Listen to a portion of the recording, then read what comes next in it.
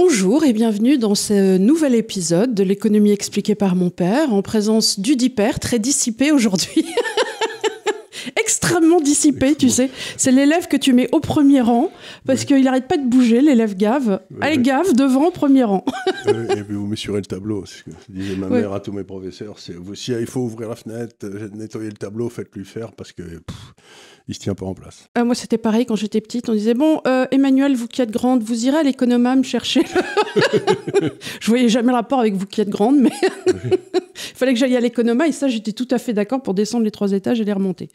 Voilà, écoutez, la première chose, en ouvrant cette session, c'est qu'on voudrait vous remercier énormément, car aujourd'hui, nous avons atteint le seuil de 300 000. 301 000. 301 000, parce qu'on prend 126 à peu près par jour. Et on veut vous remercier pour nos followers depuis l'heure première, ceux qui ont eu confiance en nous, ceux qui nous suivent, ceux qui sont là, ceux qui commentent. On veut aussi vous faire part, puisqu'on parle de chiffres, d'une petite déception qu'on a vis-à-vis de YouTube.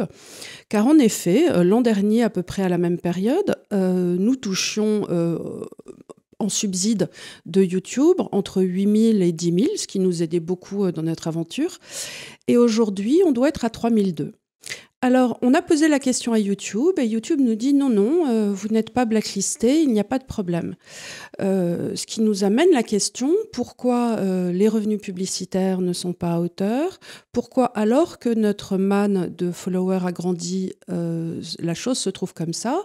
Est-ce que des personnes mal intentionnées à l'intérieur de YouTube agissent en sous-marin, si je puis dire, en dehors des autorités de YouTube, puisque apparemment les autorités de YouTube reviennent vers nous en disant non, ça n'est pas nous, officiellement il n'y a rien, ou alors, il y a quelque chose, quelque part, qui nous semble anormal, et si jamais vous avez des contacts chez YouTube, si jamais vous connaissez ces choses-là, en tout cas, nous sommes un peu maris. Parce qu'on n'est pas très équipés pour faire ça, vous savez, nous, on est très contents de recevoir de l'argent parce que ça couvre les frais de l'Institut des libertés.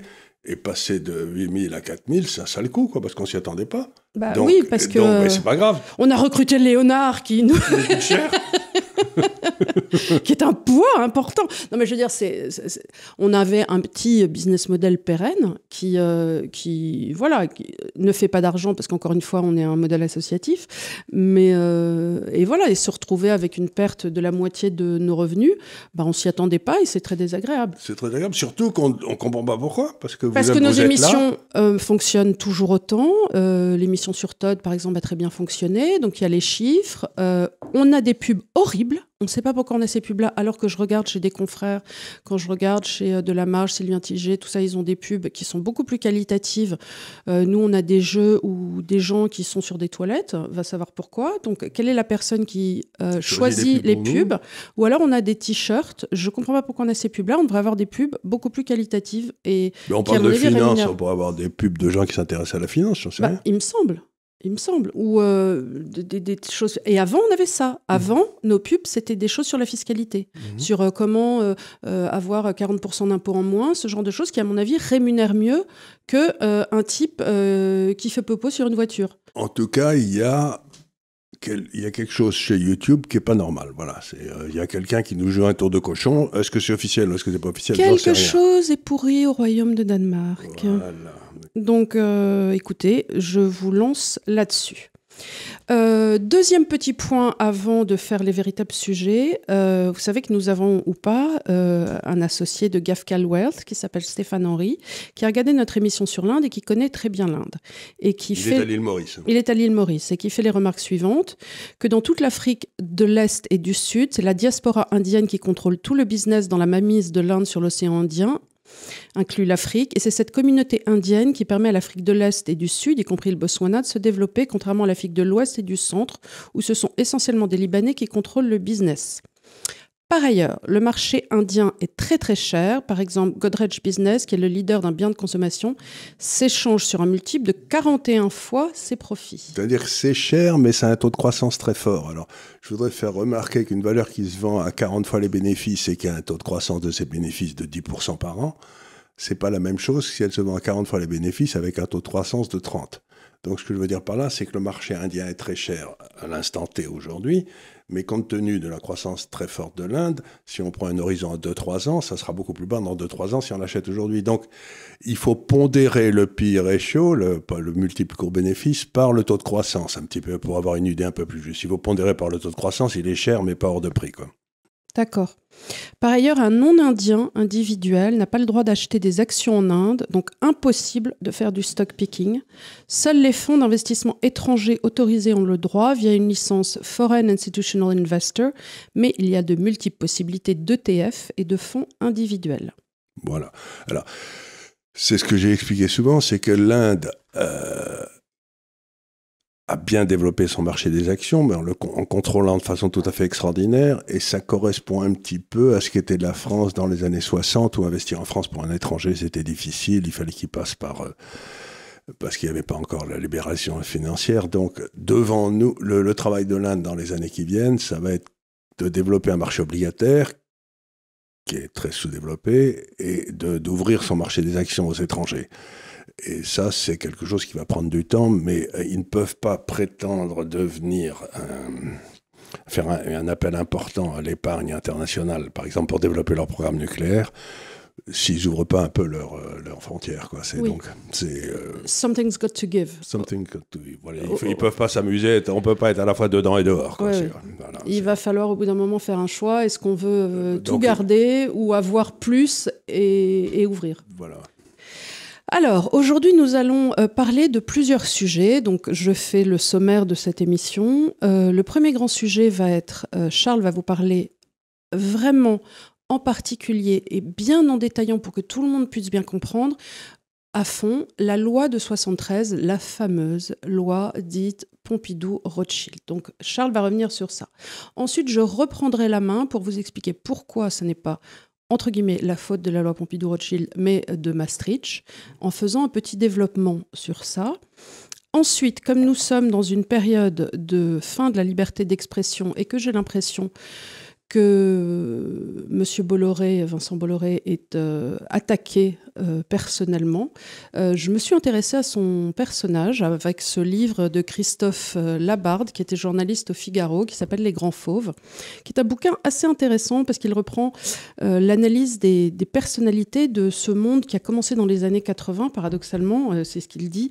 Avec la libéralisation financière. Hein. Avec la libéralisation financière de Bérégovoy, c'est-à-dire ces grands capitaines d'industrie dont Tapi a pu faire partie, les bébés qui sont arrivés ensuite, les Pinault, les Arnault, et ces grandes familles d'industriels qui ont prospéré. Et ce bouquin est assez intéressant, même si c'est sur la forme d'un conte. Hein. Ça ne parle pas d'idées, ça parle de gens. Ça parle de gens, voilà. Mais en termes de bouquin qui parle de gens, c'est rigolo. J'ai l'impression que c'est aussi un peu un bouquin de commande de Bébéar pour parler de lui-même, mais c'est pas grave, ça reste intéressant. C'était un type très intéressant, Bébéar. Oui, et ça en parle très bien, et ses origines gasconnes, son côté, justement, comment il a formé ses groupes de copains, comment ils se parlaient les uns aux autres. C'était un des... Allez, disons, vous avez une partie du patronat en France qui est catholique, et Bébéar, c'était le parrain de ces gens-là, quoi. Je veux dire, c'était le chef. Alors là, il le parle très bien. C'est vraiment les grands fauves et donc les loups dominants et comment ils s'agencent. C'était le loup dominant chez les cathos. Voilà. Je le connaissais à l'époque. Et tu avais Pébro et compagnie chez les protes. Il y avait et aussi chez Lazare. Comment il s'appelle l'autre? Pas Lazare, c'était une autre groupe. Mais Pébro, c'était les protes, mais enfin, il faisait hommage quand même à Bébéar, quoi. Attends, que je te retrouve le type qui s'est battu, je te dirai le nom, face à Bolloré, justement, et qui voulait racheter la SAC. Tristan Velgeux. Tristan Velgeux, ça, c'était un prot de La Rochelle. Voilà. Et un prot de La Rochelle. Oui, ça, c'était une vieille famille de La Rochelle. Voilà. Des trafiquants d'esclaves. C'est vrai. Donc on reviendra sur ça, et s'il nous reste un peu de temps, on reviendra sur la déclaration de Bruno Le Maire qu'on avait annoncé, nous, que la récession allait se pointer, pour refaire un petit topic, si Charles a envie, sur soit l'investissement long, soit les conditions de la France aujourd'hui. Voilà. Alors, allez, maestro, loi de 73. Loi de 73. Alors la loi de 73, ça fait partie des vieux canards qui traînent pour expliquer que dans le fond, il y a eu une espèce de prise de contrôle de forces obscures sur la Banque de France dans les années 73 et qu'on a empêché le gouvernement français de se financer gratuitement. Et donc, c'était un scandale. Bon, donc, et derrière ça traîne un certain nombre de remugles, allez, disons-le tranquillement, antisémites, non? Alors, je tiens à dire que toutes les personnes qui invoquent la loi de 73 ne sont pas antisémites, mais tous les antisémites invoquent la loi de 73. Voilà. Ça se passe comme ça. Ça se passe comme ça. Alors, d'abord, revenons donc cette idée, c'est assez simple, c'était de dire au début, autrefois, quand l'État français avait besoin d'argent, il allait voir la Banque de France et il lui disait « J'ai besoin de 3 000 € pour le week-end. » Est-ce que je veux dire? Donc, il fallait imprimer et puis c'était tout, quoi. Donc, bon. Et ça coûtait rien. Et donc, c'est cette facilité qui a été arrêtée par la loi de 73. Maintenant, philosophiquement, la première question que je voudrais vous poser, c'est pourquoi est-ce mal d'empêcher le gouvernement de faire fonctionner la planche à billets? Tu vois ce que je veux dire? Qu'est-ce qui donne le droit au gouvernement d'avoir de l'argent gratuit? En principe, la seule façon, dans la théorie de Locke, dont un gouvernement doit se financer, c'est par les impôts. Alors, allons plus loin. Si on permet au gouvernement d'aller le week-end en disant « Est-ce que tu peux m'imprimer 3 000 ?» Qu'est-ce que ça veut dire? Ça veut dire qu'en pratique, on va financer ça par quoi? Quand on imprime plus, on le voit en ce moment, la BCE y a imprimé plus. Et qu'est-ce que ça a créé pour vous tous? De l'inflation. C'est-à-dire qu'à partir de ce moment-là, si le gouvernement... Vous savez, donner au gouvernement le droit d'imprimer de l'argent comme ça quand il en a besoin pour aller le week-end à Deauville, qu'est-ce que ça veut dire?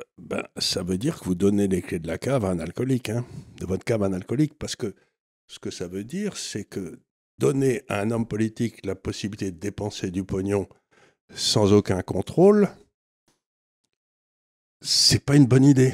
Donc, en pratique, pour vous, ça veut dire quoi? Ça veut dire que... qu'on a eu de l'inflation comme dans toute la 4e République. Voilà, ça veut dire que si vous permettez à votre gouvernement d'emprunter à votre banque centrale, en imaginant, là, on va se mettre dans un contexte où on ne serait pas dans un monde post-Maastricht, ce qui, en plus, arrive plus tard. Mais imaginons, on est en 73, ça veut juste dire que ça permet de contenir l'inflation. Parce que si vous permettez à votre banque centrale d'émettre en veux-tu, en voilà... L'inflation était à 10, 12, 13 à l'époque. Voilà, donc il fallait lutter contre l'inflation. Donc, et la seule façon de lutter contre l'inflation, c'est d'arrêter la planche à billets. D'arrêter la planche à billets. Il n'y en a pas 42. Vous avez ça et les taux. C'est tout. Voilà. Et donc c'était la première des choses. Donc, alors, qui souffrait de l'inflation, vous? Alors, la deuxième imbécilité, c'est que ça a été le début, cette abolition de la loi de 73, de la dictature des marchés financiers. C'est-à-dire que avant, le gouvernement, il n'en avait rien à foutre, puisque ça ne lui coûtait rien, il empruntait, et puis c'était vous qui payiez avec l'inflation. Mais à partir du moment où ça s'arrête, il doit payer des taux d'intérêt. Mmh. Et le marché, si la France emprunte comme une folle et que l'Allemagne n'emprunte pas, au bout d'un certain temps, les taux d'intérêt vont être beaucoup plus forts en France que les taux d'intérêt en Allemagne. Vous voyez ce que je veux dire, donc. Et c'est ce que tous ces braves gens appellent la dictature des marchés financiers. C'est-à-dire que le gouvernement serait le seul à pouvoir emprunter comme un fou sans que ça ait un impact sur le taux dans lequel il épargne. Alors, cette histoire de dictature des financiers, c'est un autre canard de la gauche, de la droite, de l'extrême droite, des imbéciles. Il y en a tant que vous en voulez. Parce que qu'est-ce que ça veut dire? Ça veut dire que le gouvernement devrait avoir le droit d'avoir tout l'argent qu'il espère avoir pour faire des dépenses extrêmement productives, comme nous le savons tous. Mmh. Mais si vous réfléchissez 2 minutes, il y a une quantité d'épargne qui est limitée dans un pays. Bien sûr. L'épargne, comme je l'ai expliqué à plusieurs reprises, c'est dans le fond les petites fourmis qui épargnent pour leur retraite ou je ne sais pas quoi. Et puis en plus... Ils le mettent dans un code EVI, dans un PEL, voilà. Et aussi les profits des sociétés. Donc, le capitalisme marche si vous prenez cette épargne qui est improductive, et puis qu'il y a quelqu'un d'intelligent qui la prend et qui la transforme en capital qui devient productif. Et ça, c'est plutôt le rôle du secteur privé, de l'entrepreneur qui fait ça. Aujourd'hui, on a vu en ce moment, grâce à l'État français, qu'ils prennent ça... pour le donner aux immigrants. Et l'État français prend ça à 4%. Et crée là-bas du 1%. Formidable. Oui, formidable. C'est la machine à créer du rien. On perd 3%. On perd 3%. Mais alors, ce que disent ces braves gens, c'est que donc on devrait emprunter à zéro. Mais si on emprunte à zéro, ça veut dire qu'on ne paye pas. Ça veut dire que vos codes et vies ne sont pas rémunérés. C'est ce qu'on a fait pendant 7 ou 8 ans, pendant la période des taux négatifs, et vous avez vu comme ça a bien marché. Donc, encore une fois, ça, c'est une façon de dire que si l'État crée de la monnaie, il crée de la richesse. Alors, non seulement, les codes et vies ne sont pas rémunérés, mais dans une période d'inflation... Ils baissent. Vos codes et vies qui sont... Imaginons, vous avez 3 000 € dessus. 3 000 € d'aujourd'hui, ça ne sera pas 3 000 € demain dans ce que vous pouvez acheter avec une inflation. Ouais. Voilà. Avec une inflation, c'est-à-dire avec 3 000 €, vous pouviez acheter X paires de choses. Enfin, vous pourrez en acheter moins parce que c'est le principe de l'inflation. Et en plus, donc, ils croient. Il y a toute une série de gens qui croient que si vous mettez plus d'argent dans le système, les gens deviennent plus riches. Et c'est ce qu'on a vu, par exemple, avec... ça fait des siècles que... oui, ça fait 3 siècles. Que Cantillon, qui était un grand économiste irlandais, qui a écrit un traité absolument admirable, qui est ses considérations sur le commerce, je crois, qui est en français, qui est un petit livre qui doit faire 70 pages, qui est admirable parce que toutes les grandes découvertes de l'économie sont déjà dedans, avec le langage de l'époque, mais c'est un livre prodigieux. Et donc vous lisez ce titre, et c'est la première fois dans l'histoire qu'on faisait la différence entre le numéraire et la richesse créée, en disant c'est pas du tout la même chose. Parce que lui, il avait vu le système de Law, vous savez, le John Law. Le John Law, et il avait vu ça. Vous avez expliqué avec les diligences qui partaient du prince de Conti qui partait avec l'or. Mais le système de Law, il avait créé plein de numéraires, et ça avait amené à un désastre. Donc, c'est la première fois que quelqu'un a réfléchi sur la différence entre la création de monnaie et la création de richesse. Et donc, l'État est toujours d'accord pour faire plus de monnaie. Mais ça ne veut pas dire que peut plus de richesse. Mais par contre, l'État qui a emprunté, lui, s'il fait plus de monnaie, la valeur des emprunts va baisser et il va ruiner les épargnants. Bien sûr. Donc, si vous voulez, c'est un jeu à somme négative de créer de l'argent. Et ça n'empêche, ce qu'on reproche à la loi de 73, c'est d'avoir empêché l'État d'imprimer. Donc, vous vous rendez compte, on vous a littéralement empêché le gars de vous voler comme au coin du bois et vous poussez des cris en disant que c'est pas bien. Ce qui prouve que quelque part dans la psyché de ces gens-là, ils pensent que l'État fait le bien. Oui. Tu vois on devrait jamais empêcher l'État d'emprunter parce que lui, il investit toujours intelligemment. C'est-à-dire que ces crétins ne comprennent pas qu'un système peut être mauvais dans son essence, mais vraiment mauvais dans son essence. Imprimer de l'argent, c'est mauvais dans son essence.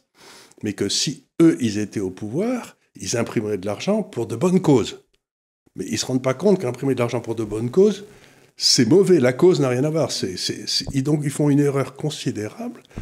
Ils ne comprennent pas la notion de création de richesse.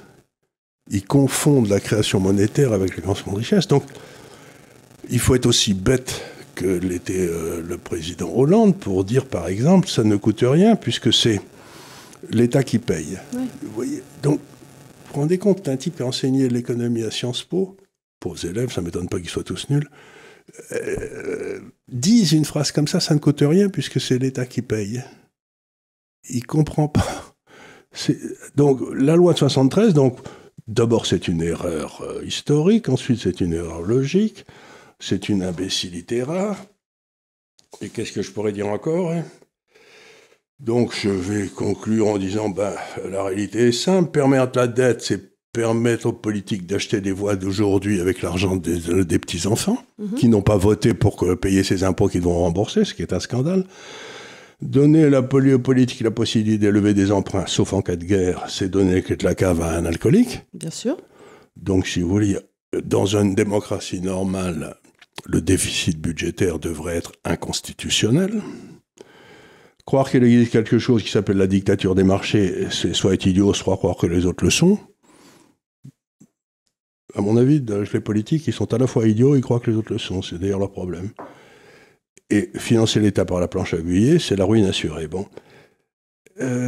Tout ça, c'est pour vous dire que vraiment, cette histoire qui traîne de la loi de 73, c'est une espèce de mythe qui court au travers du système politique français et qui montre à l'évidence que la plupart des gens qui s'intéressent à la politique en France ne comprennent rien à l'économie.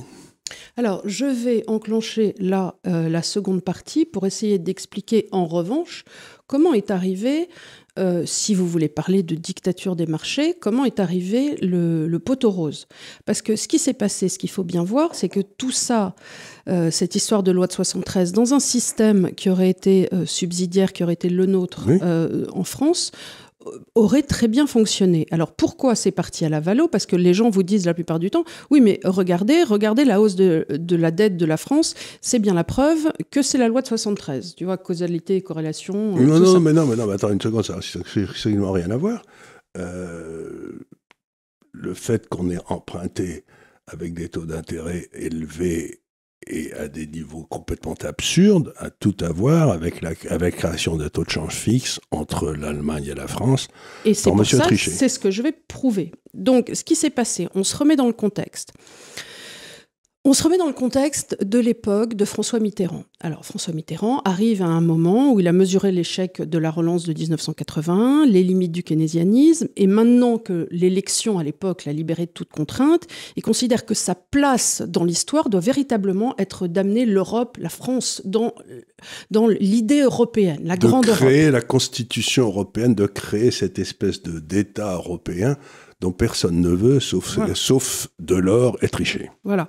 Donc l'ossature est claire, il prévoit une union monétaire qui reposerait sur les banques centrales, sur un déficit public et sur une dette financée par les marchés et non pas par les banques centrales. Donc c'est une volonté... Attention, le déficit public limité, parce que le traité disait qu'en aucun 3%, cas... 3%. Sur lequel ils se sont assis copieusement dès la 3e année, mais laissons ça de côté pour l'instant.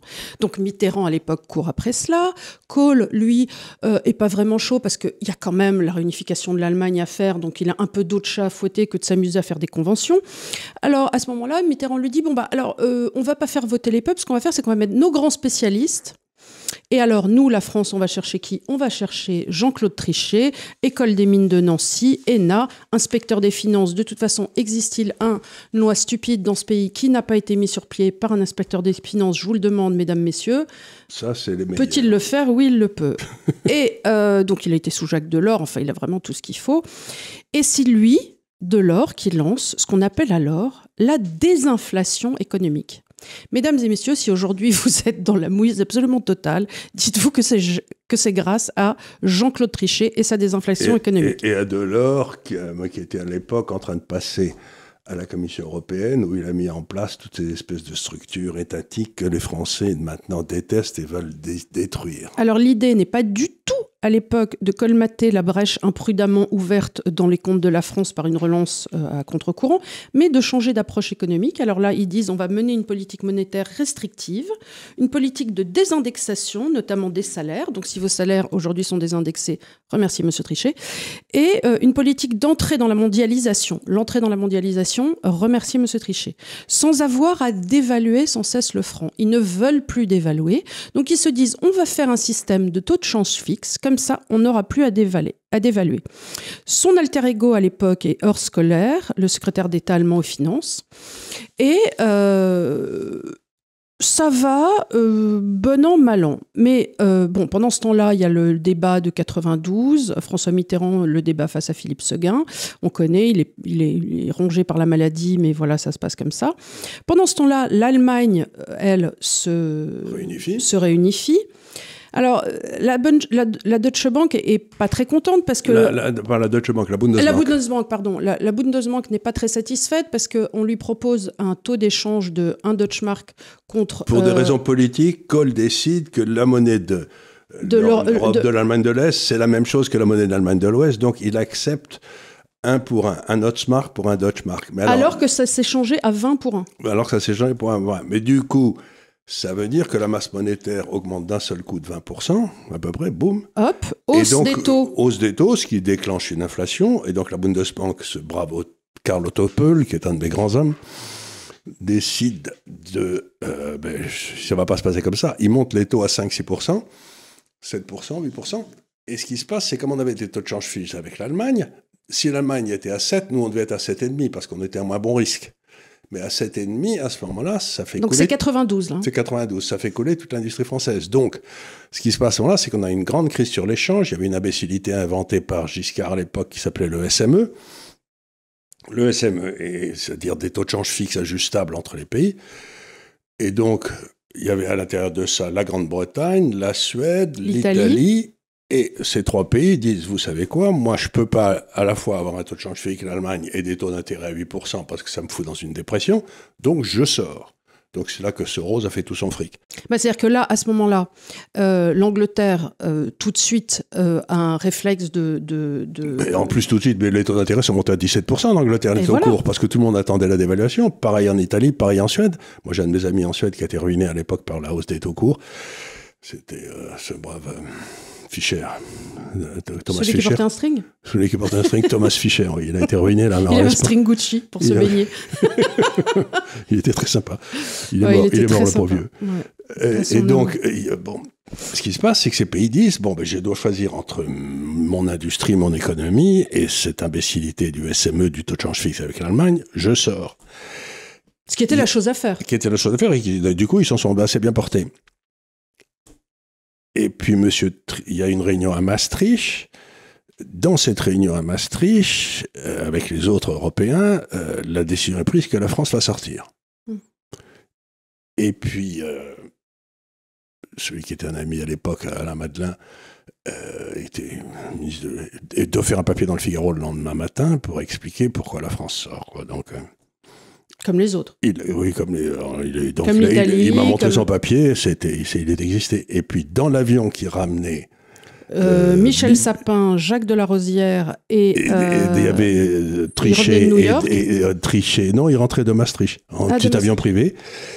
Et il y avait aussi le Premier ministre de l'époque qui était Balladur, je crois. Il prête plus ou moins, c'était à peu près à ce moment-là, je ne sais plus qui était le Premier ministre. Enfin, la décision est prise de ne pas sortir. Et je ne sais plus qui était. Et à ce moment-là, ce qui se passe, c'est que l'économie française est étranglée par des taux. Et j'ai expliqué tout ça en long, en large et en travers dans le dossier qu'on a créé sur la désindustrialisation française que vous trouvez sur notre site. C'est le moment où la marge brute d'autofinancement des entreprises françaises s'écroule par rapport aux marges des Italiens qui est monté grâce à l'évaluation de tout le monde, quoi. Donc, grosso modo, c'est le début... Les gens oublient que la dévaluation est compétitive pour l'entreprise. C'est-à-dire que si vous avez 70% de fonctionnaires de plus en France qu'en Allemagne, je ne vois pas comment vous pouvez avoir un taux de change fixe avec ces gens-là. Vous devez ajuster de temps en temps, parce que si vous payez les fonctionnaires français en Deutschmark et qu'il y en a 2 fois plus qu'en Allemagne, ceux qui payent les fonctionnaires français, c'est les gars qui créent de la valeur, c'est-à-dire les entrepreneurs. Il ne faut pas raconter d'histoire. Donc notre système économique devient complètement non compétitif. Et c'est de là que part le désastre de l'industrie française, si vous voulez. En plus, ça a été après ça par les Jospin qui ont fermé tous les systèmes nucléaires et tout. Donc on a accumulé les bêtises. Mais le début, c'est ça. Et donc, si aujourd'hui la dette est ce qu'elle est, c'est parce que les États, au fur et à mesure, n'ont fait que s'endetter pour essayer de combler cette idiotie avec des transferts sociaux. Ben oui, parce que à petit moment, si vous voulez, ce que j'ai montré aussi dans beaucoup de mes travaux, c'est vous avez la rentabilité des affaires. Quand la rentabilité des affaires baisse dans n'importe quel pays au monde, dans n'importe quelle période sur laquelle vous avez des statistiques, quand la rentabilité des affaires baisse, 1 an plus tard, le chômage augmente. Donc la rentabilité des affaires prend une énorme gamelle, le chômage augmente, donc il faut payer tous ces gens. Donc les charges de l'État social augmentent prodigieusement, le déficit budgétaire se creuse, et miraculeusement, comme on a un taux de change qui est fixe avec l'Allemagne, on emprunte au taux de l'Allemagne. C'est-à-dire que du coup, c'est pas cher d'emprunter. Tu vois, c'est-à-dire nos emprunts sont subventionnés par l'Allemagne. En quelque sorte, notre industrie a été détruite par l'industrie allemande, avec l'Allemagne qui subventionnait l'État français pour détruire l'économie française. Oui, voilà. Ça a été la manœuvre de M. Trichet pendant 30 ans, avec M. Delors. Tout était fait pour que l'industrie française soit détruite par l'industrie allemande, avec l'industrie allemande qui subventionnait la destruction. On l'a vu avec l'EDF, par exemple. Et puis, quand ça n'a pas suffi, ils sont allés chercher Draghi. Alors, une fois, ça, c'était bien après, c'était aux alentours dans les années 2000, quand la grande crise de l'euro a pété avec l'Italie et la Grèce qui sautaient. À ce moment-là, M. Draghi a dit, bon, ben, je ferai tout ce qui est nécessaire, et ce qui était nécessaire, et là, c'est il a ruiné on a oublié les 3%, là. Là, on a oublié tout complètement. Ouais, et ce qu'il a fait à ce moment-là, c'est que, ben, tu pouvais pas avoir les 3%, puisque la France, France était sans arrêt en train d'aller en récession. 5 ans après, déjà, les 3%, on n'y était plus. On n'y était plus. Et on n'avait pas le droit d'avoir plus de 60% de dette, un pourcentage du PIB. Et puis maintenant, en France, on est à 120. Voilà. Bon, remarque, l'Italie est à 110. Hein, oui, 110, mais l'Italie, ça fait un petit moment qu'elle est à 110. Il reste à 110. Il se détériore pas tant. Parce que nous, on est passé de 60 à 120. Ouais, ils ont une meilleure balance commerciale. Ils ont une balance commerciale. Et puis l'industrie italienne est en train de se redresser. Complètement. Madame, comment elle s'appelle, la première ministre, là, elle ne fait pas du mauvais boulot. Donc, grosso modo, ce que j'essaye de dire, c'est que cette volonté de créer un taux de change fixe et puis ensuite une banque centrale européenne qui aurait été le début d'un État européen on aurait ensuite un ministère des Finances européen et on aurait un ministère de la Défense, c'est d'ailleurs le programme aujourd'hui de Madame van der Leyen. Ça a commencé dans ces années-là et comme on avait des systèmes sociaux différents, c'est de là d'où vient la décrépitude de la France. Et ça a été fait par des inspecteurs des finances, Monsieur Larosière, Monsieur qui aujourd'hui se lamente parce qu'on a une dette pas possible, mais c'est lui qui l'a créé. C'est ces trucs idiots. Alors ils vous disent, mais on aurait dû dégraisser l'État français. D'abord, il fallait le dire aux Français. Et deuxièmement, je suis pas certain qu'avoir 70% de fonctionnaires de moins qu'en Allemagne, ce soit une bonne chose, parce qu'après tout, les Français aiment peut-être bien leurs fonctionnaires. C'est un choix politique d'avoir plein de fonctionnaires. Alors, oui. Il y en a peut-être trop. Il y en a peut-être trop, mais c'est pas à moi de décider. Non, c'est pas à nous de décider, mais il est certain qu'on l'a vu, la démultiplication aux régions, aux départements, ou ainsi de suite, n'est pas forcément nécessaire. Mais si tu es un socialiste que tu fais la démultiplication, tu peux pas avoir à la fois plus de fonctionnaires et un taux de change fixe avec l'Allemagne. Non, tu ne peux pas. Il faut choisir. Or, ils ont voulu les deux à la fois. Et donc, ce qui a payé, c'est le secteur privé. Donc, notre secteur privé est détruit et on est en train d'arriver dans une économie communiste. Et quand tu arrives dans une économie communiste, ce qui se passe à chaque fois, c'est la liberté de parole disparaît. Voilà. On y est en plein. Si tu veux, l'augmentation du chômage est la condition précédente. Et puis ensuite, tu as des gens de plus en plus fous qui prennent le pouvoir. Et ces gens qui prennent de plus en plus fous entendent ne permettent pas à des gens comme moi de dire c'est de votre faute. Si vous dites, voilà. Alors, tu me fais une transition parfaite, puisque la transition est celle sur la liberté d'expression et le fait... Alors, moi, à titre personnel, je ne m'étais jamais posé la question de qui était Vincent Bolloré plus que ça. Mais force est de constater que l'attaque, là, en règle, du système politique, puisque système politique il y a, contre Vincent Bolloré et ce qu'il représente... Du système politique et administratif, parce que quand je vois un homme qui est au Conseil d'État, qui est le président du Conseil d'État, je ne sais pas comment on appelle ça, le premier président, j'en sais rien, qui prend une loi de 1986 et dit « je vais en changer les objectifs », qu'est-ce qui donne le droit légal à cet homme, qui est un ancien... De réinterpréter une loi qui est en existence depuis 40 ans et qui marchait très bien. Qu'est-ce qui lui donne ce droit à lui ? Alors, indépendamment du droit, c'est là... Le rôle du Conseil d'État, c'est de dire le droit, c'est pas de faire le droit. Voilà, et ça prouve donc qu'il y a une volonté politique. Absolument. Donc aujourd'hui, la question... Mais politique dans la haute fonction publique. Mais bien sûr. Donc c'est pas le rôle. Mais c'est le pouvoir des juges. Mais enfin, cela dit, ont-ils reçu aussi un blanc-seing, un Bristol, de l'Élysée ou de Matignon ? Dans le temps, il y a, sous la 4ème République, le président du Conseil d'État, il disait, il y a des choses sur lesquelles il était... Oui, mais à l'époque, on avait des juristes, on n'avait pas des passe-plats. Voilà, aujourd'hui, on a des énarques. Ils ont été... regardez, celui-là, il termine au Conseil d'État, puis il a été chez Martine Aubry, puis je ne sais pas où il a été avant. Mais autrefois... À l'époque, on avait des juristes, c'est-à-dire des gens qui avaient été formés dans des facultés, qui étaient des doyens, qui étaient des gens qui savaient lire le droit, déjà. Qui étaient au Conseil d'État toute leur carrière. C'est-à-dire qu'ils ne faisaient pas un passage au Conseil d'État on avait plus des choses comme des juges de la Cour suprême, c'est-à-dire des gens véritablement qui avaient une intégrité. Voilà, et puis qui avaient une analyse des textes extrêmement forte. Aujourd'hui, on n'a absolument pas ça. Qui peut croire que quelqu'un, pareil de Conseil constitutionnel, qui peut croire quelqu'un comme... Ça doit être supprimé toute affaire cessante. Qui peut croire quelqu'un comme Fabius passe 2 heures à se poser la question si l'article machin s'insère dans... Donc ils ont des notes. Le Conseil constitutionnel, c'est une saloperie qui ne devrait pas exister. Voilà. Bon.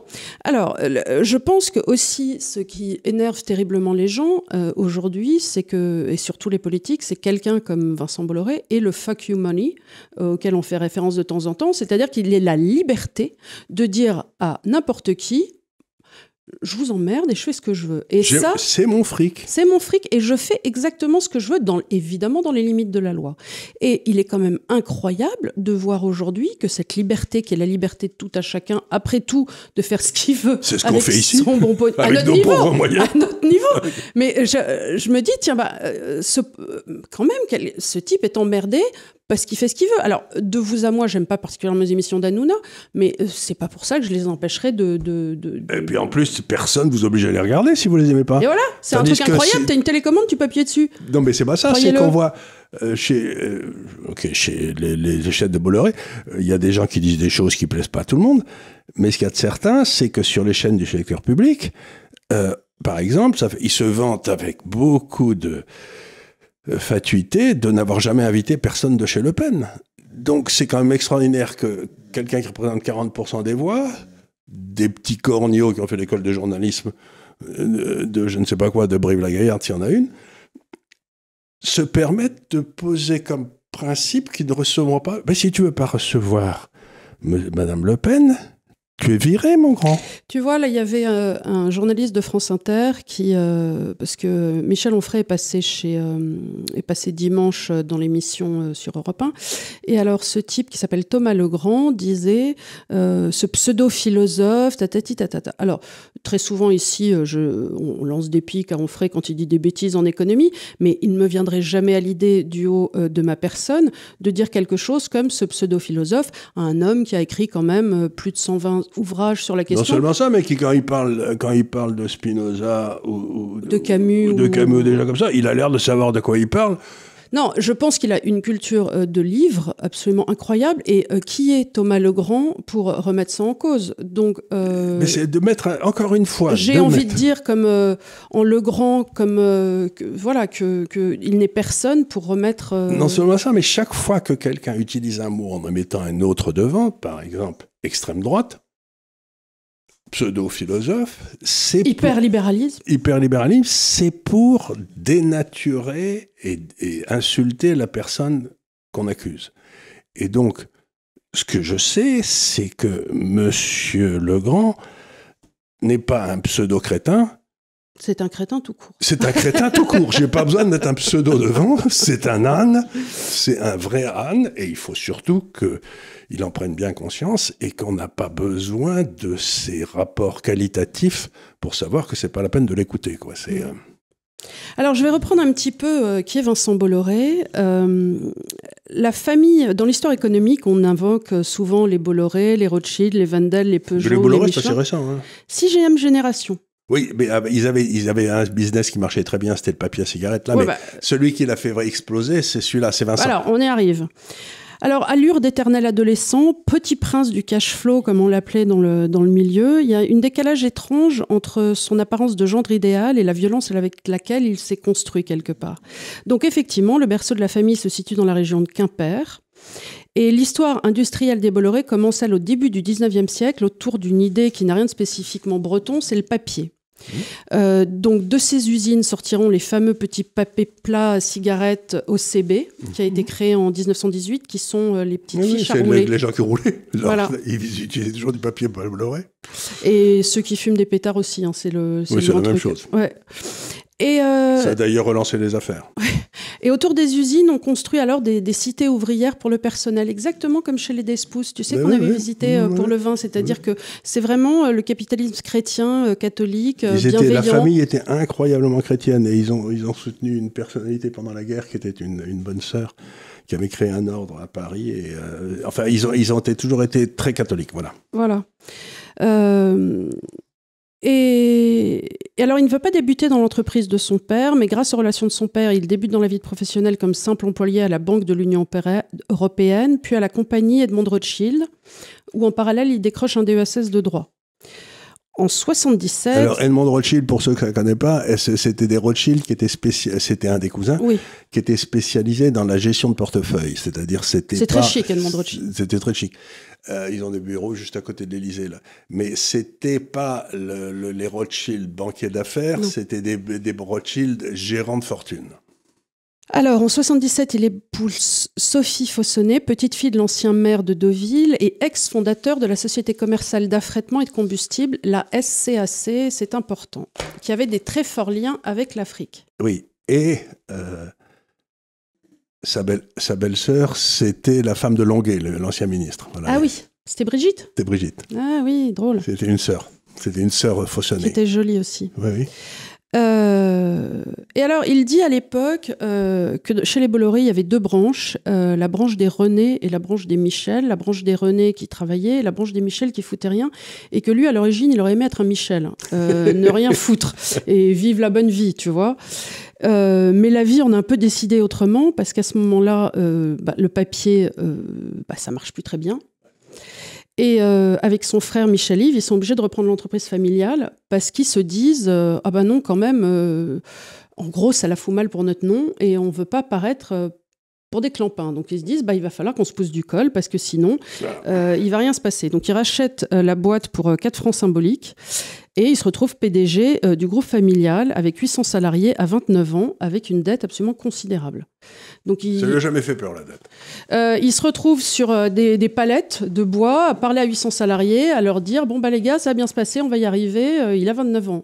C'est quand même, il faut. Non, mais les maréchaux de Napoléon avaient 30 ans, hein, donc c'est pas parce qu'on est jeune que c'est un problème que le temps réglera. Pour la petite histoire, ils étaient très amis. La famille était très amie des Mitterrand à l'époque et ils venaient en hélicoptère chez les Bolloré.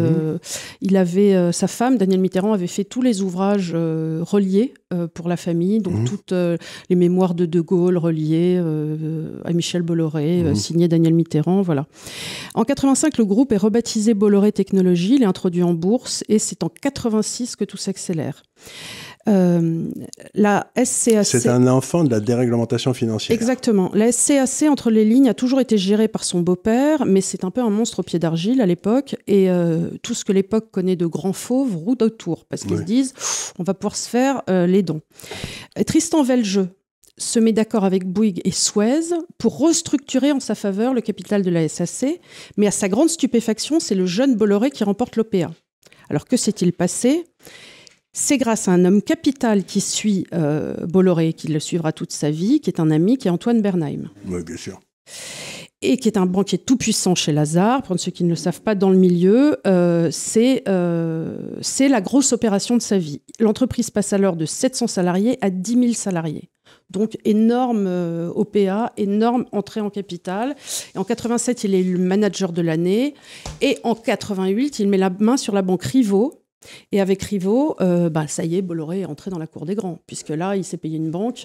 Donc là, c'est enfin. Surtout la banque Rivaux, c'était une vieille banque. Je me demande si c'était pas une des banques protestantes, d'ailleurs, je ne suis pas sûr.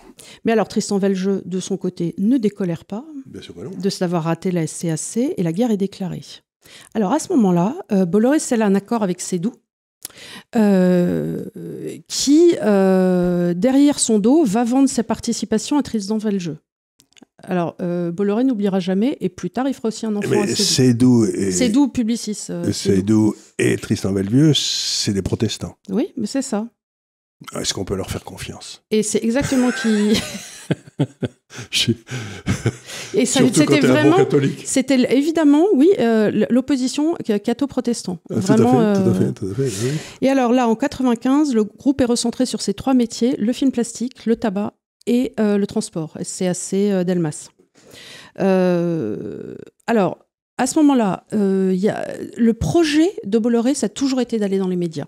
Oui. Donc, il essaie de rentrer par Bouygues, à l'époque, par Martin. Bon, il essaie d'avoir il a des actions. Et puis, finalement, l'action monte terriblement. À ce moment-là, tu as Pinault qui le contacte et il lui revend, à ce moment-là, ses actions. Comme il dit, j'ai très bien dormi cette nuit-là. Il a fait un profit de 20%. Il est très content. Et il a libéré du cash pour faire autre chose. Et il rachète à ce moment-là 20% du groupe Pathé à la barbe de Jérôme Seydoux, qui voulait... voilà. Et puis, en 2001, il commence à racheter... C'est des disputes entre amis, quoi. Oui, voilà. Il commence par racheter la société française de production, investit dans Gaumont en 2002, en attendant la TNT dont il rêve. Et en avril 2005, il lance Direct 8, qui deviendra CNews plus tard, en contre-bataille avec Fourtou. Et puis à la fin, l'AG à Doubs, Vincent Bolloré, ça c'est en 2014. Et récemment aussi, il s'est payé de Lagardère. Oui, qui avait été mal géré par le fils, et donc il a ramassé tous les bijoux de famille. Là. Voilà. Mais tu vois, c'est très intéressant ce que tu racontes, parce que ce que ça montre, c'est qu'il y a des gars... Bon, c'est du capitalisme, hein, ça, c'est du capitalisme robuste même, mais c'est des gars qui n'ont pas peur de prendre des dettes et du levier de façon inouïe. Tu vois, c'est-à-dire qu'à chaque fois, pour faire ses opérations, il s'est endetté. Il a dû passer des nuits un peu blanches. Il y a des moments où il a dû un petit peu serrer les fesses. Pour serrer les fesses, il a dû serrer les fesses.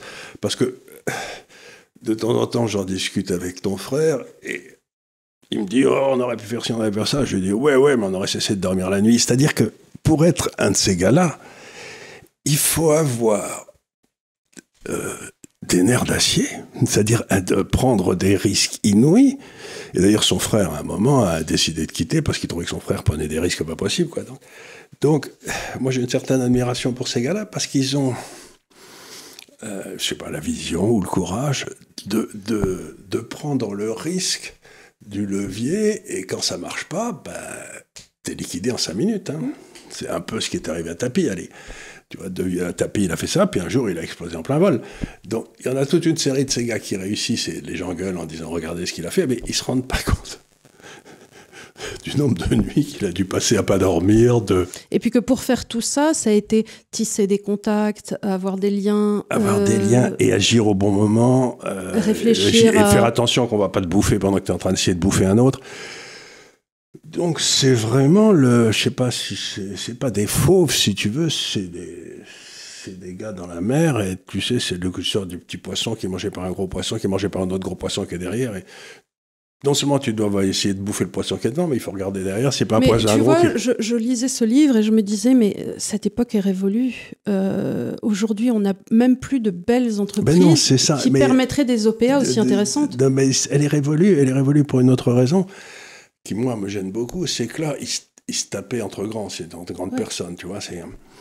Tandis que maintenant, les types comme Drahi et tout, qui ont bâti des empires depuis 10 ans, ils l'ont fait en s'appuyant sur l'État, sur le politique, sur l'État, en se bâtissant. Alors que là, c'était du vrai capitalisme. Ils se tapaient entre eux. It was a private fight. Voilà, c'est ça, on n'avait pas le droit d'aller jouer avec eux. Mais tandis que là, les derniers, ça s'est fait... On pouvait, mais il fallait se payer une banque avant. Oui. Et donc, moi, ce qui me gêne beaucoup, c'est que ces fortunes-là, ça a été fait avec des prises de risques insensées, tandis que les fortunes de Draghi, ça a été fait, ou Drahi, ou des gens comme ça a été fait en connaissant les bonnes personnes dans les grandes banques nationalisées. Donc, quelque part, je regrette cette époque-là parce qu'au moins on se marrait, quoi. Tandis que les autres, ils m'ennuient. Ils sont juste des comptables qui ont les bons contacts. La plupart du temps, aujourd'hui, tu as l'impression que les gens attendent que, par exemple, l'État français décide que le préservatif va être remboursé et que le marché unique soit donné à un copain qui, lui, va fournir l'État français en préservatif à 1 euro et qui, ainsi, va se faire des coucougnettes en or. Voilà. Et voilà comment on fait des fortunes aujourd'hui. Mais c'est ce qui s'est passé exactement pour les miroirs magiques et les moulins à vent, si tu veux. On a ruiné EDF pour enrichir quelques familles qui avaient des contacts politiques.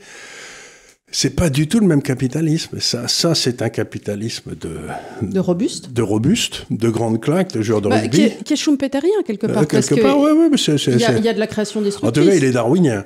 Oui. Il est darwinien, ça, vraiment, il est darwinien. Tandis que l'espèce de truc à côté, c'est le Tyrannosaurus Rex qui va discuter avec... Tu sais, dans l'histoire, là, quand Sédou ne l'a pas prévenu qu'il avait vendu son capital à l'autre, il l'a appelé, Bolloré, en lui disant vous auriez pu me prévenir. Il lui dit, et Sédou lui a répondu, je ne pensais pas que c'était nécessaire. Cher ami, je ne pensais pas que c'était nécessaire de vous prévenir. Et quand il a fait le même coup en vendant les actions de Pathé, l'autre l'a appelé en disant t'aurais pu me dire et tout. Il a dit je ne pensais pas que c'était nécessaire. 20 ans après. Oui, mais en général, ces gars-là ont des mémoires d'éléphants et se souviennent très bien de qui les a aidés, pas aidés. Non, mais ce que j'essaie de dire, c'est que quelque part, ces gens-là m'amusent parce qu'ils sont là, ils sont plus grands que la vie, tu vois. Ce sont des types qui ont une espèce de... En général, ils sont à moitié cinglés, mais ils ont un petit peu... Et puis de l'autre côté, tu as ces cadavres verts qui s'engraissent sur le dos du public avec la bénédiction de l'État dont ils ont pris le contrôle. Et ça, c'est dégueulasse. Ça m'amuse, ça me répugne.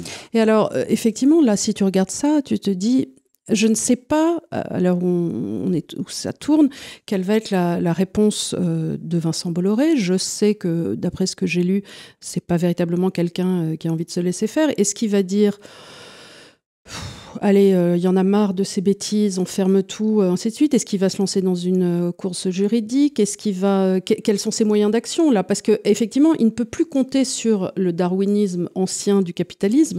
Ah non, parce que maintenant, il s'oppose à l'État directement. Voilà. Et ces gars-là, quand ils s'opposent à l'État directement, en général, ils n'en prennent pas la tête. Parce que quand il y avait un type un peu comme ça qui avait créé un peu qui s'appelle Ma, qui avait créé Alibaba, qui a été un énorme succès en Chine. Puis un jour, il a commencé à avoir des idées sur la façon dont l'État chinois devait être géré. Il est parti 6 mois casser des cailloux. C'était l'État chinois aussi, mais... C'était l'État chinois, mais l'État est un monstre froid. Et si tu t'attaques à la capacité des crapules qui nous gouvernent de distribuer des prébendes à leurs amis, tu vas être brisé. Et donc, ce qu'il cherche à faire aujourd'hui, c'est à briser, parce que lui, avec CNews, il était rentré dans le domaine où il avait des idées sur la façon dont la France devait être gérée, tu vois. Et c'est pour ça qu'ils lui en veulent. C'est que il dit la vérité. Celui qui dit la vérité, il doit être assassiné. Il a beaucoup tenu la campagne de Zemmour. Oui, il est même probablement à son origine. Mais s'il n'y a pas que ça, c'est que c'est un des seuls endroits où il règne une certaine discordance d'idées. Tu as le droit de pas être d'accord, quoi. Ça me gêne, ça n'a pas l'air de gêner les mecs. J'ai été reçu 2 fois chez eux, bon, une fois par Pro, une autre fois par... Mathieu Bock-Côté. Mathieu Bock-Côté, c'est pas le même genre de gars, c'est pas le même genre d'interview. Mais en fait, j'étais content d'être là, quoi, parce que je pouvais d'un seul coup passer à un public différent. Et alors que mon livre tire à 25 000 exemplaires, je crois, maintenant, et je suis l'essai qui a été le plus vendu en France depuis longtemps. J'attends toujours les nombreuses invitations de France Inter. Oui, bien sûr. Donc, bien sûr, ce qui est étonnant, c'est que les gars qui sont à France Inter et tout, ils n'ont même pas honte. Tu vois, c'est-à-dire qu'ils ne se rendent pas compte de ce qu'ils disent. Aujourd'hui, ceux qui réclament le plus la censure, ce sont les journalistes. Bien sûr, de gauche. La gauche est devenue un outil dictatorial. Et même une gauche différente d'eux, c'est-à-dire une gauche ancestrale, jurassienne, comme Onfray, on leur explique qu'ils sentent des pieds, pareil. Pareil. Et c'est ça que je trouve très curieux, c'est que ce mouvement vienne de la gauche qui nous a toujours expliqué que eux, leur combat, c'était la liberté des idées. Que dalle, oui. La liberté de leurs idées, oui. La liberté de leurs idées, mais c'est tout à fait étonnant de voir tous ces gens, tous ces donneurs de leçons, se précipiter avec des ciseaux. Tu sais, on montait, c'est le canard enchaîné qui montait. Anastasie, c'était la déesse des ciseaux, qui allait couper tous les articles des... Parce que dans le temps, autrefois, quand tu écrivais dans un journal et que on te coupait la partie de l'article qui ne devait pas. Donc, aujourd'hui, tous les journalistes de France Inter se baladent avec des ciseaux pour couper les articles des autres, quoi. Ah oui, je voulais revenir sur quelque chose à propos de ça, puisque je parlais au début de l'interview de Michel Onfray sur Europe 1. Et à un moment, Sonia Mabrouk lui dit... votre père, qui était ouvrier agricole, et donc qui travaillait très dur. Alors, j'ai envie de dire la chose suivante. Moi, j'ai un père qui a été gestionnaire, gérant de fortune et conseiller, et je l'ai toujours vu travailler très dur. J'aimerais bien qu'on arrête avec cette mythification qui est digne de Roland Barthes, de dire que forcément, pour avoir un travail difficile, il faudrait avoir un casque, porter quelque chose de lourd et transpirer très fort. Et un maillot de corps. Et un maillot de corps. Je peux vous assurer que celui-là, enfant, on le voyait pas. Hein. Tu bossais comme un Turc, tu partais le matin. T'étais dans l'avion tout le temps. J'ai vu un nombre de soleils se lever à 6h du matin dans l'avion comme ça. Tu arrivais des États-Unis, tu te changeais, tu repartais au boulot, alors que tu étais même pas en business et que tu dormais en coach. C'était le week-end, tu pouvais travailler. Parfois, maman, on te voyait pas pendant 3 semaines quand tu partais aux États-Unis parce que les avions, c'était très cher. Donc, tu restais aux États-Unis pendant 3 semaines. Quelquefois, ma grand-mère venait, c'était très long. Donc, l'idée qu'il y aurait des métiers... personne ne dit que creuser la terre, c'est facile, mais personne ne devrait dire non plus que, soi-disant, les métiers où on réfléchit avec sa tête, ça serait ils travaillent pas si dur. Je peux vous dire que moi, j'ai vu des gens travailler très dur, très longtemps, et que ça n'arrive pas comme ça, sous prétexte qu'on est assis. Les grands avocats, j'imagine qu'ils passent un temps fou aussi. Non, mais il y a toute une... pour revenir à ce qu'a dit Manuel, qui est une idée importante, si vous aimez ce que vous faites, ce qui m'amusait beaucoup, ce que je faisais, il faut dire les choses telles qu'elles sont, à ce moment-là, travailler, c'est pas dur. Mais il est évident que si vous faites quelque chose qui vous rase, peut-être le père de Michel Onfray adorait-il être ouvrier agricole, et il aimait ça. Donc à ce moment-là, ça n'était pas pénible. Il reste, évidemment, les gens vont dire, il reste une pénibilité physique. Oui, et c'est pour ça qu'en général, effectivement, pour sortir de cette pénibilité dont on essaie de faire des études quand on le pouvait, afin de ne pas avoir un métier difficile physiquement. Et ennuyeux. Surtout le pire, c'était ennuyeux. Ennuyeux, effectivement. Mais on a conscience que tout le monde ne peut pas ou ne veut pas, ou ainsi de suite. Mais en attendant, instiller que les métiers plus formés ne donnerait pas lieu à beaucoup de fatigue, beaucoup de stress et beaucoup de travail. Et surtout le stress, parce que vous n'imaginez pas ce que c'est que de donner des conseils à des gens sur leur argent. Mais même, tu étais patron d'entreprise, donc tu avais des salariés, donc tu dois aussi faire la gestion humaine, parce que c'est faire en sorte que tout le monde s'entende, c'est inviter un tel un déjeuner, c'est voilà. Et puis c'est surtout, vous êtes là, vous êtes le patron. Les gens viennent vous voir avec tous leurs problèmes. Tous leurs problèmes. Et puis surtout, ils te disent, bon, mais qu'est-ce qu'on fait maintenant? Et tu as envie de leur dire, mais qu'est-ce que j'en sais, moi? Pourquoi vous me demandez à moi? Ah, c'est vrai, je suis le patron. Ah merde. Mais c'est vrai, mais ils te demandent ça. Mais bien Donc sûr. D'un seul coup, tu te retrouves en train de diriger la vie de 30, 40, 60 personnes, et tu te dis, mais t'es bord de trouille. Non seulement ça, puis tu te dis, ils dépendent de moi, leur salaire dépend de moi. Voilà. Donc si je prends une mauvaise décision, eux, c'est des familles qui tu vas faire tomber plein de gens. Voilà. Donc c'est un village. Je sais que quand Louis Vincent a repris mon frère le Biarritz Olympique, ça a été aussi de se dire, mais tu te rends compte, il y a des jardiniers, il y a des enfants. Il y a plus de 100 personnes. Il y avait plus de 100 personnes qui dépendent de ce club. Et ça a joué aussi dans le fait de se dire, c'est des gens que je vais aider. C'est une façon aussi d'être... C'est une façon en effet, de faire le bien autour de soi. C'était ça le capitalisme chrétien aussi. C'est ça, tout à fait. Alors tout ça, c'est pour... Non, mais ce que dit Emmanuel est important, c'est cette notion de travail. Et pour que ça marche, il faut bâtir des sociétés où celui qui est prêt à faire ça, à prendre des risques, à porter les autres, puisse le faire dans des conditions optimales, c'est-à-dire qu'on ne l'embête pas à remplir des papiers. Et je pense à tous ces pauvres paysans que j'ai connus en Gascogne ou je ne sais pas où. Autrefois, ils étaient... de temps en temps, ils chassaient les champignons ou ils allaient tirer les lièvres. Mais enfin, ça, il fallait bien s'occuper aussi. Mais le reste du temps, ils bossaient assez durement, mais ils remplissaient jamais un papier. Aujourd'hui, 70% de leur temps, ça sert à remplir des papiers. Mais tu te rends compte? Demander à un paysan de remplir des papiers, s'il voulait remplir des papiers, il aurait fait autre chose. Tu vas te faire engueuler encore parce que les gens te disent « Oui, mais vous dites que les paysans, ils font pas d'études et tout ça. » C'est pas... On a conscience qu'aujourd'hui, ils font des BTS et ainsi de suite, mais quand Charles parle d'études, il pense des études genre Ellul, hein. Il pense pas des études genre BTS D'abord, je pense à des études, mais en plus, si vous voulez, il est vrai que celui... qui est paysan, il aime le contact avec la nature, il aime pas passer des heures avec une lampe à lire des papiers. Quoi. Alors on dit pas qu'il peut pas le faire. On dit pas qu'il peut pas le faire puisqu'il le fait, mais ça le rase. De toute façon, qui est-ce que ça rase pas de remplir des papiers? Surtout, moi j'ai eu dans ma vie des gens... Moi, quand je dois faire la comptabilité, j'en parle 2 semaines avant, 2 semaines après. Tout le monde sait que je fais la compta, je peux dire. Oui. Tellement je suis d'une humeur de cochon. Voilà. Non, mais j'ai connu dans ma vie des gens qui étaient très heureux de faire des papiers. C'est ce que j'appelle les compteurs de haricots. Et il en faut toujours dans les boîtes. Oui, mais enfin, c'est pas les gens... c'est pas la majorité. Hein. Non, c'est pas la majorité, mais il y a des gens qui aiment l'administration. Ouais. Qui aiment pousser des papiers. Et en général, c'est ceux-là qui prennent le pouvoir doucement dans les boîtes. Parce que comme ils font tous les trucs emmerdants, finalement, ils finissent par te contrôler. C'est Staline contre Trotsky. Ouais. Trotsky, il avait plein d'idées. Staline, il s'occupait des papiers. Ouais, et donc, il faut se méfier des gens qui aiment les papiers. Ouais. Ou il faut avoir un gros dossier sur eux. Il faut avoir un gros dossier sur eux, exactement. Voilà, écoutez, j'espère qu'on vous aura intéressé. En tout cas, nous, on s'est intéressés nous-mêmes. Oui, c'était Ce qui est pas quand même mal. absolument fondamental. Absolument. Mais d'ailleurs, si ça ne nous amusait pas, on le ferait pas. Hein. Oui, en plus, c'est vrai. C'est voilà. vrai, ça. Oh, mon cœur. Et voilà.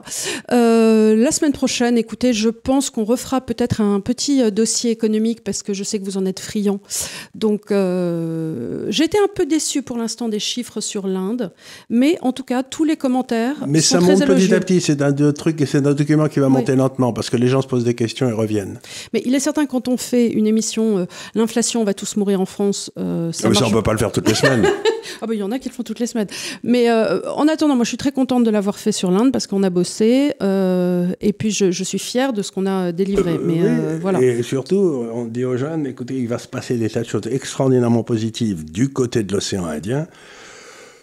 Eh bien, plutôt que d'aller en Californie, essayez plutôt peut-être d'aller à Dubaï ou j'en sais rien. Il y a peut-être plus de choses à faire. Ou à Mumbai. Ou à Mumbai, ou à l'île Maurice, ou par là. Parce que il va se passer des choses tout à fait extraordinaires là-bas. Voilà. Écoutez, je vous remercie énormément de nous suivre. N'oubliez pas de mettre des pouces. On est bien sûr sur Spotify, sur Deezer. De téléphoner à YouTube pour savoir. De téléphoner à YouTube pour leur dire qu'on en a gros et qu'on ne comprend pas pourquoi on ne touche pas notre bon argent de rémunération étant donné qu'on met les pubs et pourquoi on a des pubs aussi nulles. Est-ce que quelqu'un chez YouTube nous veut du mal ? On ne sait pas. Mais en tout cas, ça n'est pas officiellement la politique de YouTube, puisque contactés, ils nous ont assuré que non. Donc écoutez, on est très surpris. On aimerait bien que ça s'arrête. C'est pour ça qu'on en parle. Si jamais vous avez des lumières, n'hésitez pas à nous contacter à l'Institut. Et on vous dit à la semaine prochaine en vous remerciant beaucoup. Merci mille fois.